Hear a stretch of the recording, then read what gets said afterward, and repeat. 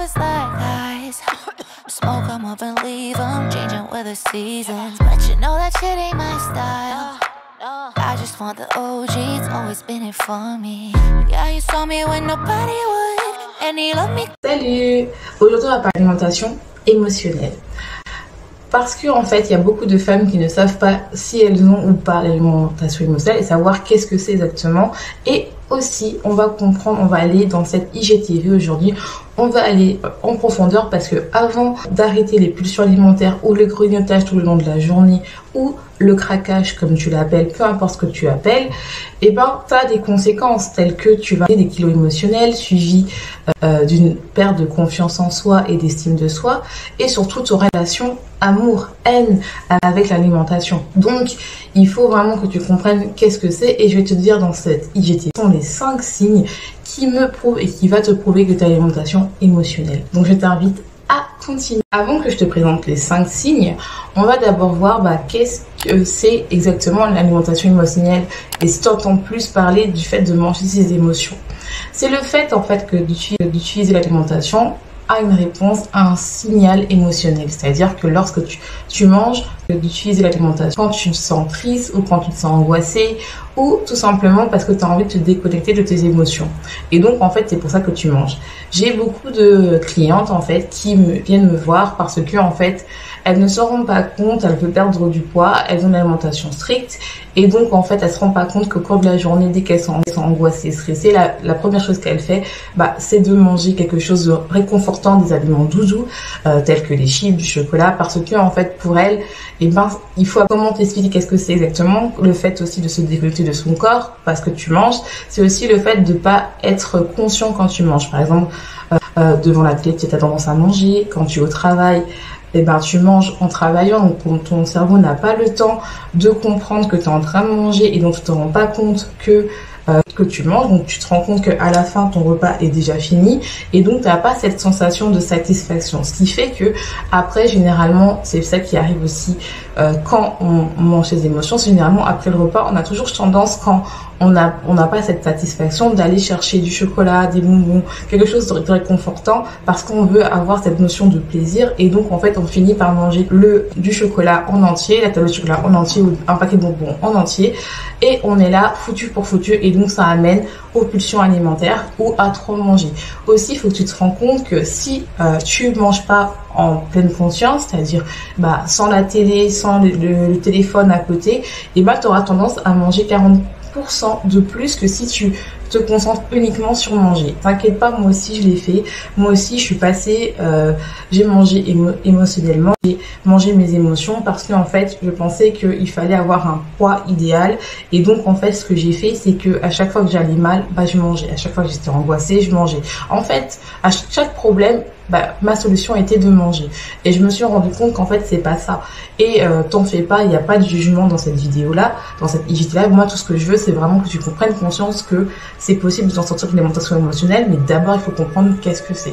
Pareil, par exemple, si toi, en fait, quand tu es angoissé, quand tu es stressé, t'as tendance à manger pour te calmer. Ou si, par exemple, tu es à la recherche de summer body ou que tu veux perdre du poids, parce que pour toi, perdre du poids, c'est la solution à tous tes problèmes, tu vas très peu manger durant la journée. Tu vas être là à te dire, faut absolument que je tienne mon plan alimentaire qu'on m'a fait. Et donc, en fait, la première chose que tu vas faire, vu que ta glycémie va descendre parce que tu n'as pas assez mangé, tu n'as pas assez apporté de nutriments à ton corps, la première chose que tu vas attraper, c'est soit de la junk food ou du fast food, ou tu vas manger des aliments doudous et puis après tu vas être dans la mentalité du foutu pour foutu. Et donc en fait, tu vas cracher, tu vas manger beaucoup plus ou tu vas avoir des pulsions alimentaires et après le lendemain, tu vas te dire, tu vas t'auto-punir à soit faire du sport, soit moins manger et après la prochaine fois, ça va être de plus en plus intense car tu réprimes tes envies et donc tu seras dans une alimentation émotionnelle. C'est vraiment ça, là, comprennent que si tu ne le sais pas encore, peut-être que toi, c'est peut-être pour ça que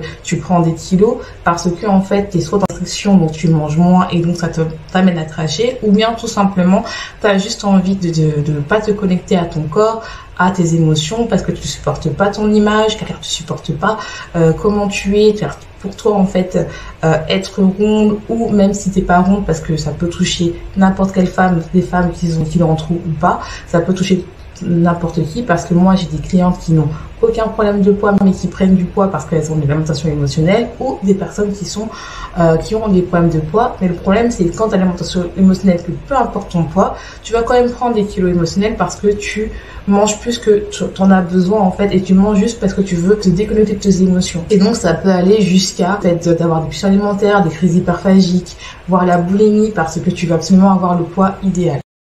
Maintenant qu'on a vu qu'est-ce que c'est, on va voir quels sont les 5 signes qui me disent, et que tu peux aussi comprendre pourquoi en fait tu as une alimentation émotionnelle, et comment tu peux en fait reconnaître si tu as vraiment cette image de là.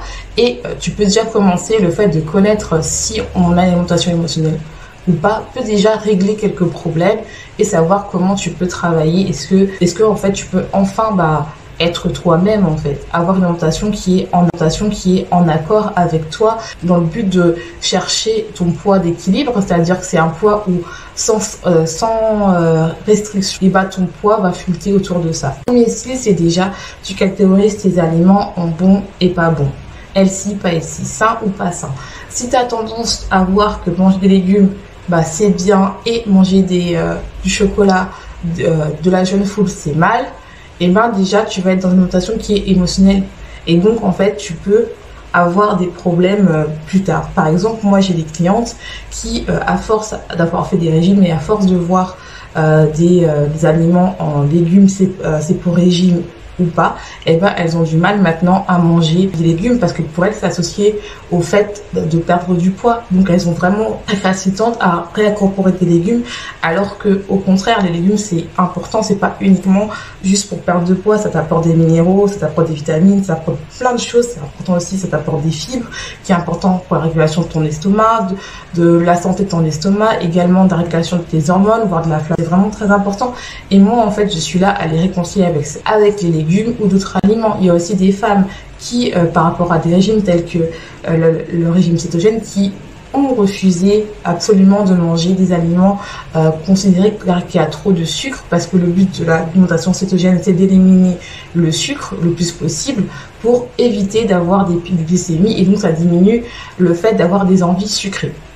Donc en fait ce qu'elles ont maintenant, c'est que vu qu'elles ont une alimentation émotionnelle, parce qu'elles catégorisent tout, elles ont peur de manger des petits marrons, de la patate douce, alors que ça apporte tellement de choses. Et au fur et à mesure, quand tu commences à comprendre, tu vois que ton organisme en fait il est attiré par ces choses là, et que ce n'est pas mal en soi. Le deuxième signe, c'est le fait aussi que ton humeur liée au fait que tu manges, c'est-à-dire que tu es de bonne humeur quand tu manges bien, et quand tu manges mal, tu te dévalorises, tu as de culpabilité et tu as honte de toi. Donc là aussi c'est un problème, parce que il faut faire attention. Par exemple, moi je m'en rappelle avant, quand je mangeais des aliments, quand j'avais une journée healthy, c'est-à-dire une journée où mes plats étaient super équilibrés, où j'étais bien et je perdais du poids, j'étais contente. Mais dès que je craquais, mon estime de moi était dévalorisée, je me considérais que j'étais nulle, que j'avais pas de valeur, et donc en fait ce qui faisait en fait que j'étais pas bien, et donc mon humeur était réglée pour ça. Et en fait le problème c'est quand tu rentres dans ça, tu rentres dans le foutu pour foutu, et ça entraîne aussi les pulsions alimentaires. Le troisième signe, c'est aussi le fait que pour toi, c'est important d'avoir une assiette super équilibrée, parce que c'est le signe que tu vas passer une très bonne journée. C'est-à-dire que tu vas vraiment être là à peser des aliments, à éliminer les aliments, pour être sûr que tu vas être dans ton plan diète et que tu vas atteindre ton objectif, c'est-à-dire de perdre de poids, avoir le corps parfait.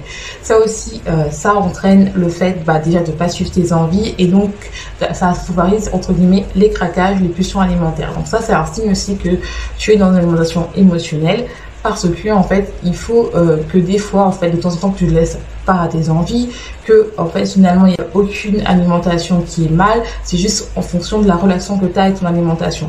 Je vais vous donner un exemple. Par exemple, une de mes clientes, elle, quand elle a commencé avec moi, pour elle en fait c'était important de pas trop manger le matin, parce qu'elle faisait le jeûne intermittent, manger entre guillemets pas grand chose durant la journée. Donc elle refusait de s'alimenter parce qu'elle avait pris 2-3 kilos, sauf que elle avait beau manger super équilibré, avoir des smoothies le matin avec des graines et le produit tels que des pommes, du céleri, tout ça.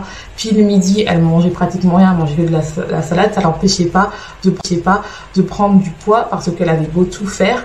Elle grignotait toute la journée, elle terminait toujours le soir à manger du chocolat. Elle avait mangé beaucoup plus, qu'elle s'était fait plaisir à chaque fois.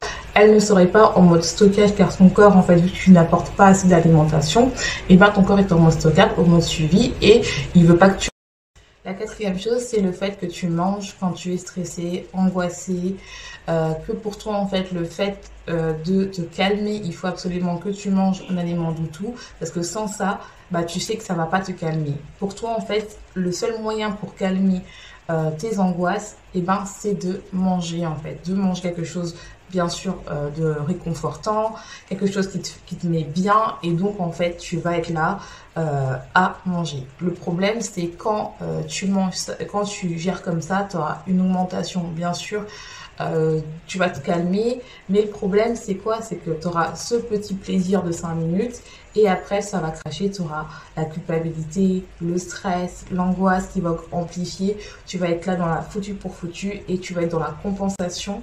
Soit tu vas être dans le mode où tu vas faire du sport ou jeûner le lendemain parce que voilà, ou bien tu vas dire foutu pour foutu, et bien tu vas manger beaucoup plus, tu vas faire une crise hyperphagique. Donc c'est très important de comprendre qu'il y a d'autres foutus, et bien tu vas manger beaucoup plus, tu vas faire une crise hyperphagique. Moyen pour gérer cette angoisse-là, parce que le problème c'est plus tu es angoissé, plus tu es stressé, tu as une augmentation de cortisol. Le cortisol, et ben ça c'est l'hormone du stress, et donc ça crée de l'inflammation. Ce qui fait que quand tu es stressé, tu vas être attiré obligatoirement vers la nourriture, tu vas manger. Et sauf que ça a un lien avec la régulation de notre métabolisme. Donc ça nous rend beaucoup plus sensibles, beaucoup plus angoissés. Donc, et la nourriture, ce n'est pas la solution parce que toi-même, tu sais, après, tu es angoissé et tu es culpabilise. Et en fait, la situation d'avant est amplifiée parce que tu as la culpabilité, tu veux absolument perdre du poids, tu vas atteindre ton poids idéal et donc en fait tu es stressé quoi. Le cinquième point, c'est que tu penses à la nourriture tout au long de la journée. C'est-à-dire que tu penses tout le temps à ça. Ça peut être soit parce que tu es en restriction et donc pour toi c'est important de lutter contre tes envies. Donc tu vas être là à éviter, à réfléchir à des stratégies pour éviter de penser à ton alimentation, c'est-à-dire que tu vas être overbooké, tu vas pas manger, tu vas vraiment être là à te dire voilà, faut que je sois super occupé pour éviter de penser à la nourriture. Donc c'est vraiment ton obsession. Ou la deuxième cas où tu vas être là à penser à la nourriture 24 heures sur 24 et tu vas être là à assouvir tes envies tout le temps. C'est-à-dire que tu vas dire voilà, faut que je pense au chocolat, je pense au bonbon, je pense au chocolat, je pense au glace, je pense au bonbon, donc ça devient une sorte d'obsession et tu auras l'impression d'être addict à la nourriture parce que en fait tu vas tout le temps penser à la nourriture et ça va t'épuiser, tu seras fatigué de lutter contre tes envies, contre ces pensées qui est liée à l'alimentation et donc tu vas pas être bien en fait. Je vais te donner un exemple, par exemple. Et c'est pas arrivé qu'à moi, ça arrive aussi à mes clientes, mais je vais donner un de mes exemples.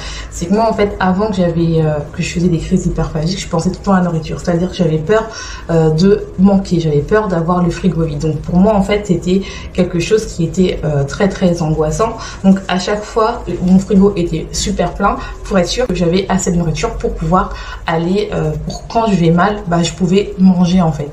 Et donc en fait, ça arrive aussi à une de mes clientes. C'est-à-dire qu'une de mes clientes, pareil, elle avait peur de manquer lors de ces crises, elle avait peur de manquer du chocolat, elle avait peur de manquer de glace ou peu importe, et donc en fait son frigo était toujours plein parce qu'elle savait qu'elle pouvait binger soit sur des choses qui sont des aliments congelés ou soit de la glace ou du chocolat parce qu'en fait il fallait réprimer ses émotions et surtout que c'était obsédant en fait, c'est qu'elle faisait tout dans la journée pour éviter de craquer. J'avais assez de nourriture pour pouvoir aller, pour quand je vais mal, je pouvais manger. Donc elle mangeait des haricots verts, elle mangeait bien pour elle. Je dis bien, elle avait évité les glucides, les lipides, enfin plein de choses pour atteindre son poids idéal qu'elle avait désigné, c'est-à-dire son poids qu'elle s'était fixé dans sa tête pour être bien. Mais en fait, elle se rendait compte que la nourriture devenait obsédant parce qu'elle voulait résister absolument au fait de craquer. Donc le prochain IGTV, donc la vidéo se termine là. N'hésite pas, si tu as des questions à me poser, n'hésite pas à me les poser. Et le prochain IGTV va parler de comment différencier la faim physique de la faim émotionnelle. Donc comme ça, on va en reparler directement. Cette fois-ci, ce sera en direct, donc n'hésite pas. Et j'espère que ça t'aura plu. Et n'hésite pas à télécharger mon e-book ou de prendre un rendez-vous avec moi ou de prendre un rendez-vous avec moi, ou de prendre un rendez-vous avec moi, ou de prendre un rendez-vous avec moi, ou de prendre un rendez-vous avec moi, ou de prendre un rendez-vous avec moi, ou de prendre un rendez-vous avec moi, ou de prendre un rendez-vous avec moi, ou de prendre un rendez-vous avec moi, ou de prendre un rendez-vous avec moi, ou de prendre